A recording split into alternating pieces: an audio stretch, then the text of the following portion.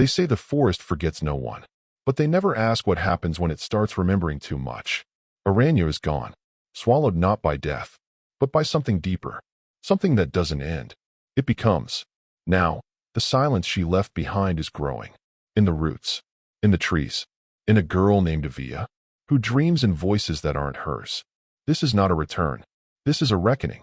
So listen carefully, because tonight, the forest doesn't whisper your name. It teaches you what it means. Part 3, where the roots reach sky. When the gods walk again, they do not return to temples. They return to what was never built, only buried. 50 years had passed, or maybe it was 5. No one agreed anymore. Not since the clocks were unmade. The world had not ended. It had simply shifted. Cities still stood, but they no longer belonged to nations. They belonged to trees, to vines, to voices that whispered only in names. In the north, a child was born with bark along her spine. In the west, an old woman began to speak only in songs older than speech. In the ruins of Barovpur, a circle of pilgrims sat beneath a tree that glowed at dusk, its light pulsing like breath. They did not pray. They simply listened. Because Aranya no longer walked among them. She had become something else. A weather pattern. A rhythm in the wind. A story that told itself through the mouths of those who thought they were dreaming. Governments fell. Borders dissolved. Currency became irrelevant. The only thing traded now was seeds, names, and memory. The 5th generation, those born after the blooming, had never seen a clear sky. They grew up under canopies that moved, as if they were thinking. Their blood tested positive for unknown enzymes. Their brains lit up under scans like root clusters. They could recite names no one taught them. They spoke to the ground, and it replied. In a city that no longer had a name, a young girl stood at the center of what had once been a shopping mall. Now it was a shrine. She looked into a pool of still water and saw not her reflection, but Aranya, not as she had been, but as she had become. A face of earth, a body of wind, eyes like storms held in wood. The girl blinked and said softly, "Mother." The vines around the pool shifted gently, as if in response. And somewhere far beneath the soil, where memory rests and hunger waits, a root trembled, not in pain, but in anticipation. The girl's name was Aviya, or so she had been told, but the trees whispered another name when she passed. Inshallah. She had never spoken it aloud. She had never needed to, because the roots spoke for her. She was 12, and already, the forest listened when she walked. Not the small trees, not the green ones, but the old ones. The ones with black bark, the ones whose branches never touched each other, the ones that murmured at night in a language that made animals tremble. They were the rememberers, and they had begun to bloom again. On the night of her 13th silence, the day they no longer celebrated birthdays but listened instead to how long a child had gone without needing to speak, Aviya was called, not by voice, but by a crack in the soil beneath her sleeping mat. She crawled toward it and placed her ear to the earth. The soil breathed back. "Come, you are the question. She is the answer." She followed the breath through the night, through roots that parted for her, past husks of cities that had learned to shut up and grow, until she reached the stone of Aranya. It was not a statue. It was a seed the size of a cathedral, wrapped in bark and scripture and grief. It pulsed with light not visible, but felt. Aviya stepped into the hollow beneath it, and saw her, not Aranya's face, but Aranya's memory, streaming like mist, wrapped around thousands of bones planted like pillars. Each bone a name, each name a story that had no mouth, but many listeners. She sat in silence, not afraid, not worshipping, just being watched. And in that moment, the vines curled around her ankle, gently, not to bind, but to ask, "Are you ready to speak back?" Aviya closed her eyes, and for the first time since her 5th silence, she opened her mouth, not to speak, but to bloom. A small flower grew from her tongue, red, wet, breathing, and it said, without words, "We remember you, Aranya, and we are ready to listen back." The earth sighed. The roots curled inward, drawing her closer. And far beneath the soil, Aranya opened her eyes again, not to return, but to begin something new. The flower bloomed from Aviya's tongue for 3 days. It did not wither. It did not rot. It simply grew, petal by petal, syllable by syllable, forming words no one had written, but everyone understood. And around her, the roots that coiled beneath the earth began to respond. Not with more vines, not with speech, but with shifts in the soil, as if the planet itself was leaning closer to hear her better. At first, no one believed it. That a child's silence could wake a god. That a flower could speak across generations. But then the bones began to hum. Those planted beneath the stone of Aranya. Each bone a name, a life, a forgotten vow. Now they vibrated, as if remembering how it felt to breathe. Aviya said nothing. The flower said everything. And on the fourth day, the petals opened fully, revealing not seeds, not pollen, but a single sound. It echoed through the trees, down into the tunnels, across the crust of the world. A name not spoken for centuries. Thamarai. The elders froze. That name hadn't existed in the soil for a long time. It had been swallowed, because Thamarai was the one who had almost ended Aranya, long ago, before the blooming. A priestess who believed silence must be total. That forgetting was not just safety, but salvation. They had buried her beneath glass. Now she was waking. In a chamber of mirrored stone in the deepest part of the root ruins, a single mirror cracked. Not from pressure, from recognition. Inside it, a woman opened her eyes. Skin of ash, hair like threads of smoke, her mouth sealed by bark, but her eyes burned with knowledge. She had been waiting too long, and now someone had called her name. Above, Aviya blinked. The flower on her tongue wilted. The ritual was complete, but the wind now smelled of glass and salt, of mirrors that remember too much. She whispered softly, "I didn't mean to wake her." The forest whispered back, "But now she is listening." The roots beneath the stone of Aranya shifted uneasily, not in fear, but in warning, because what Aviya had done wasn't wrong. It was balanced. For every god that returns, another must rise to question them. And deep in the silence beneath the mirrors, Thamarai smiled. Her bark mouth cracked, and her first word in centuries was, "Why did you remember me?" The first mirror cracked, then the second, then all 12, scattered across continents, buried beneath cities that no longer had names, shattered inward, as if they had been listening from within. And from each mirror, something stepped out. Not a body, not a woman, but a question. Thamarai moved without feet.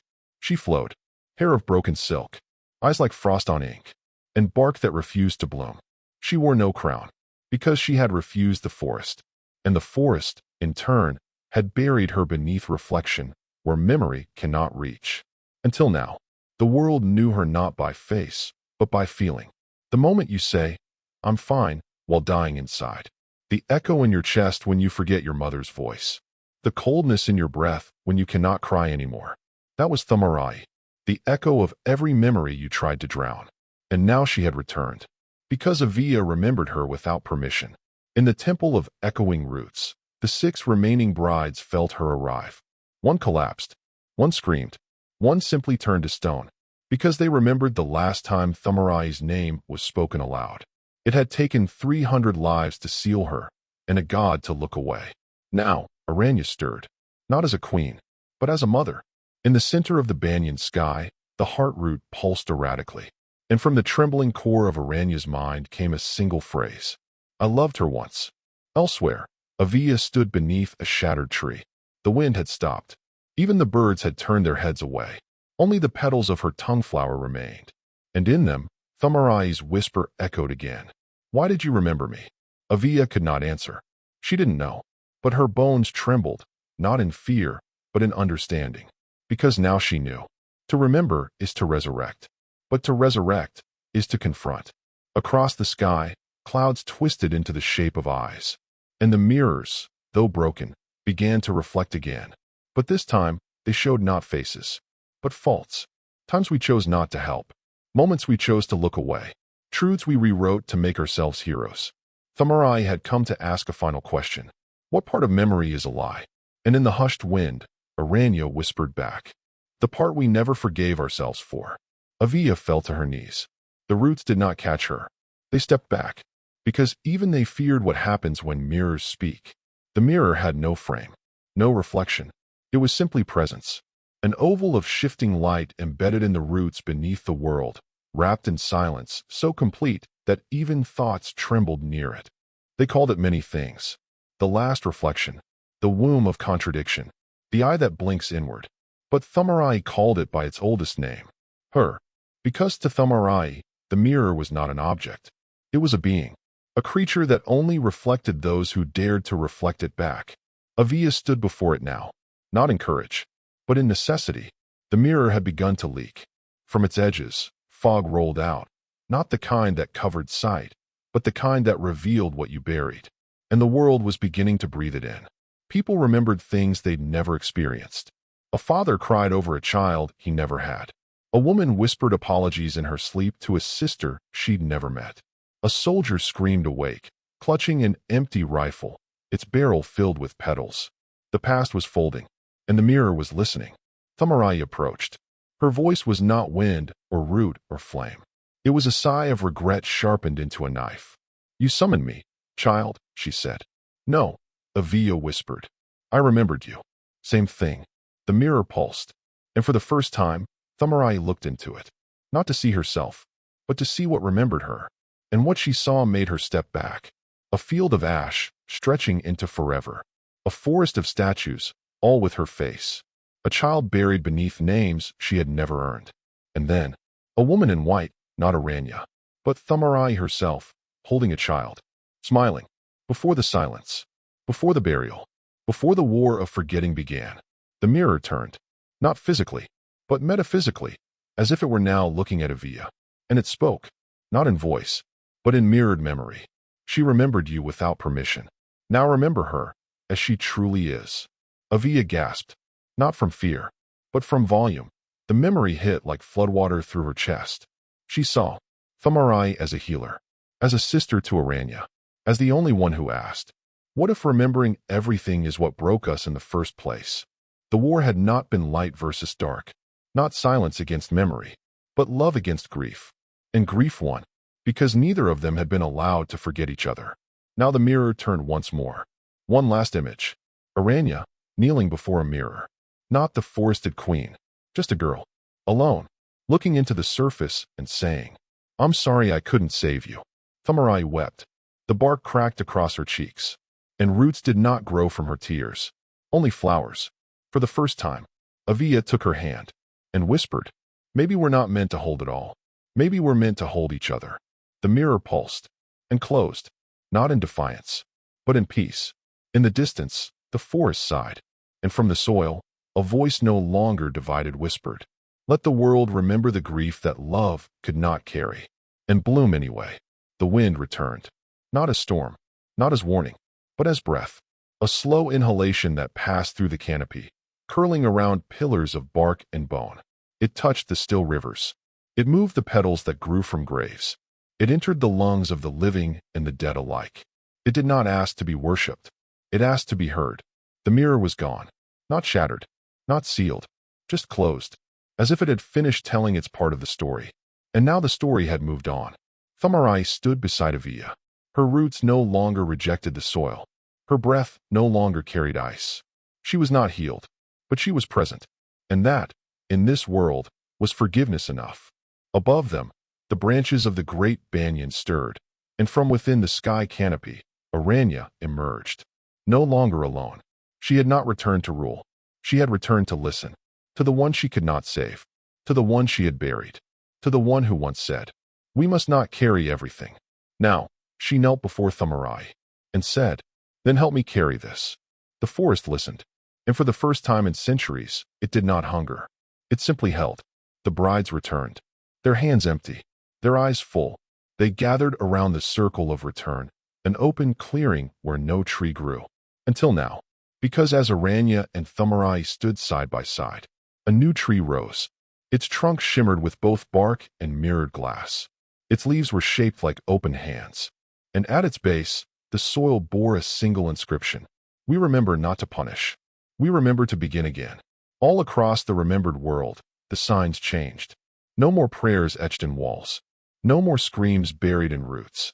Only gardens, where names were planted, not to bloom, but to rest. The fifth generation, the children of silence and memory, stood at the edge of a new world, not ruled by gods, not divided by grief, but held together by the one thing neither could destroy, a child remembering her mother's face, and choosing to forgive it. As dusk settled across the banyan sky, Aviya took Thamarai's hand. Aranya took the other, and the three walked into the forest. Not as goddess, ghost, and girl, but as what they had always been. Memory, silence, and choice. End of part 3, where the roots reach sky.